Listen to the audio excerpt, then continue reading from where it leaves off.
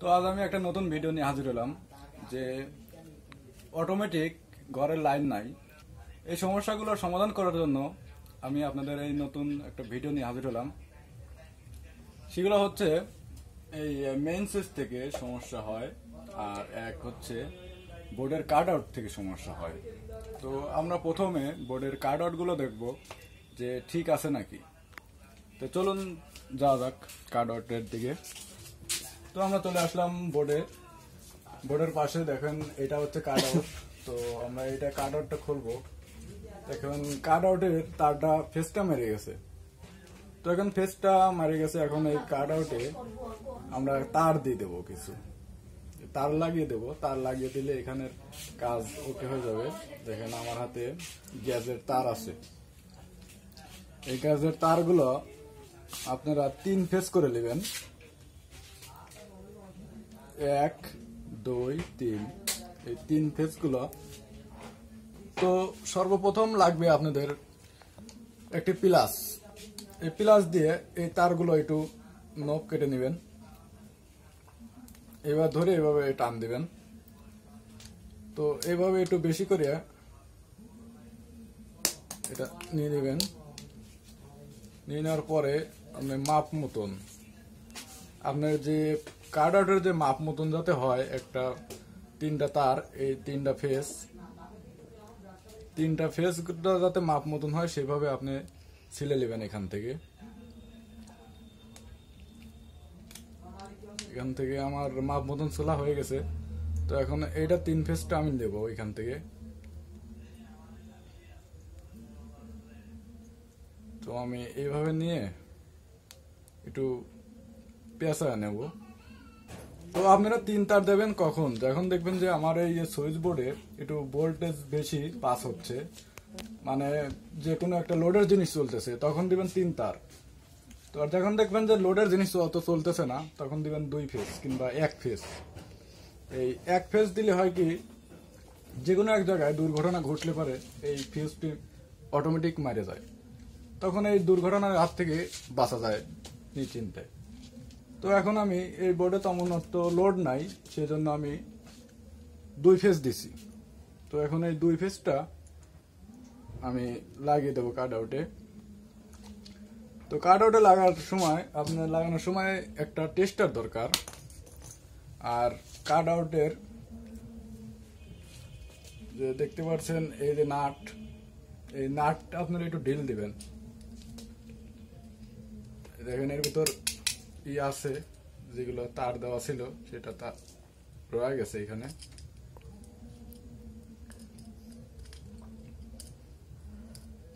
তো আপনারা এইভাবে তারগুলো বাইর করে নেবেন যদি তার ভিতরে থাকে।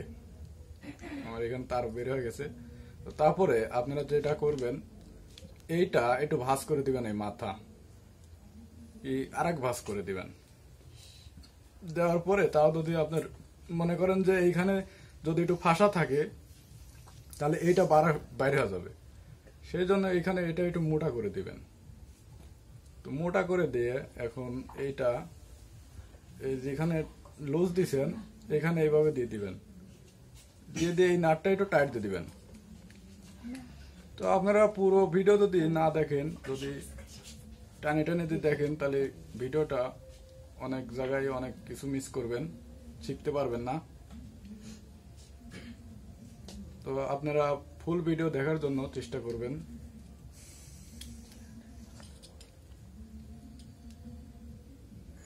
দেখেন আমার এপাশেও আছে ওই তারটা, এপাশেও লাগিয়ে আছে। তো আমি তারটা এখন বাইর করব।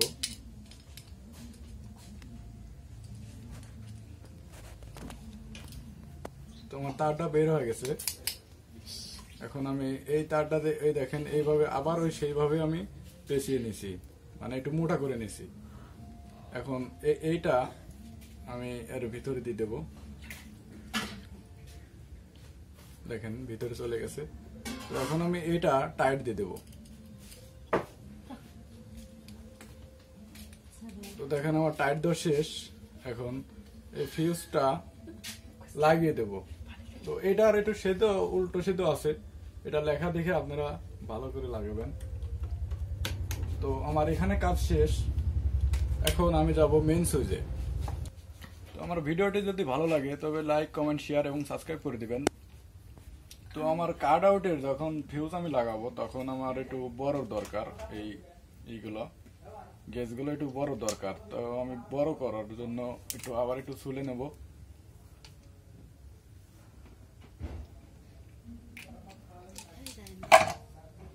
গেজগুলো একটু বড় করে নিলাম।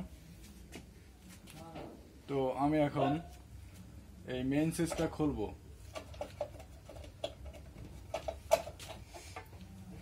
তো এটা খুলে দিলাম। তারপরে আমার এই ফিউজটা মেরে গেছে। তো আমি এটা এইভাবে টান দেবো, ভালো করে টান দিবেন, যেহেতু আমার এখানে এখন লাইন আছে। তো লাইন আপনারা বন্ধ করে কাজ করবেন, সবচেয়ে ভালো হবে। কোনো জায়গায়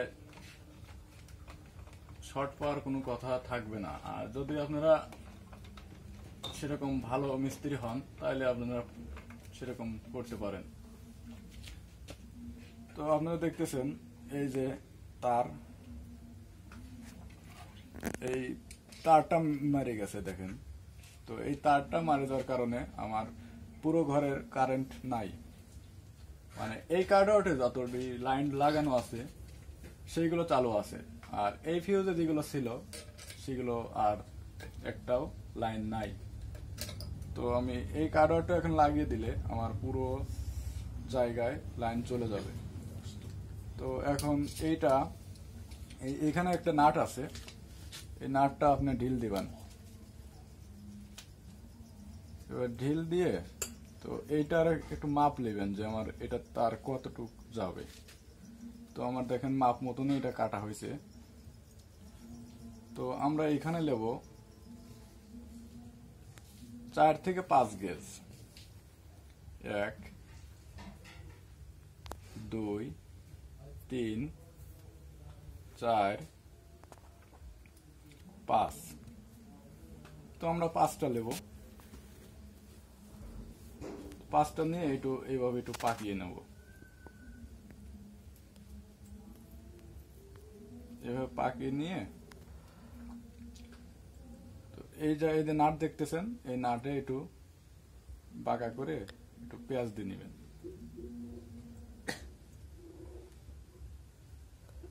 পেঁয়াজ দেওয়ার পরে এই নাটটা টাইট দিবেন। তো আমাদের এখানে টাইট দেওয়া শেষ হয়ে গেল। তো এখানে একটু ঢিল রাখবেন। ঢিল রাখা কারণ হচ্ছে এখানে যদি টাইট হয় এটা লাগানোর সময় কেটে যায়। তো আবার এই পাশে একটা নাট আছে, এটা ঢিল দিবেন।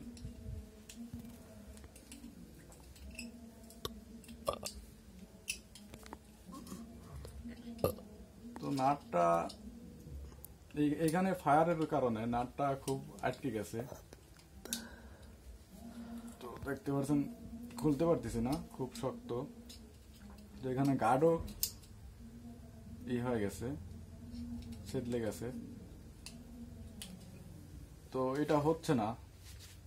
না হলে আপনারা কি করবেন? না হলে টেনশনের কোনো কারণ নাই, আপনারা মনোযোগ দিয়ে দেখতে থাকেন। এই দেখতে পাচ্ছেন একটু ফাঁসা আছে, নাটের কাজ দিয়ে একটু ফাঁসা আছে। তো এই ফাঁসা দিয়ে আপনারা এই তারটা এই পিছন দিয়ে নিচ দিয়ে এইভাবে একটু পেঁচিয়ে দিবেন। এভাবে ভালোভাবে টাইনে পেঁচিয়ে দিবেন যাতে লুজ কালেকশন এখানে না হয়। তো দেখতে পাচ্ছেন খুব ভালোভাবে আমার ফিউজটা লাগানো হয়ে গেল। তো এখন আমি মেইন সুইচটা বন্ধ করব। তো বন্ধ করলাম, দেখেন আমি এখন কাট আউটটা লাগিয়ে দেব।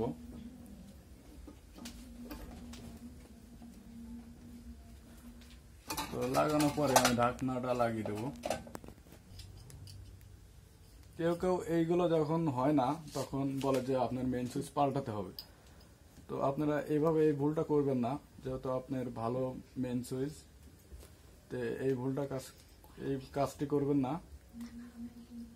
আপনার এই ভুলের কারণে আপনার অনেকগুলো টাকা নষ্ট হয়ে যেতে পারে, বিফলে চলে যাবে টাকা। তো এভাবে তারপরে এই তারটা কেটে দিবেন। তারটা আমার এখানে লাগানো শেষ। এখন আমি এইভাবে তারটা বড়গুলো কাটে দিলাম। দেখতে পাচ্ছেন আমি অন করে দিলাম, সব জায়গায় লাইন চলে গেছে। তো এদিকে আমার বোর্ডে দেখেন, এদিকে আমার বোর্ডে লাইন চলে আসছে, দেখেন আলো জ্বলছে এমনিতে। তো আমার সব লাইন কমপ্লিট। তো আমার ভিডিও দেখতে চাইলে লাইক, কমেন্ট, শেয়ার এবং সাবস্ক্রাইব করে দিবেন, তাহলে আমার ভিডিওগুলো নতুন নতুন ভিডিওগুলো আপনার সামনে চলে যাবে সবার আগে। তো আপনি তখন ভালোভাবে দেখতে পারবেন। তো এতক্ষণ আমাদের সাথে থাকার জন্য ধন্যবাদ।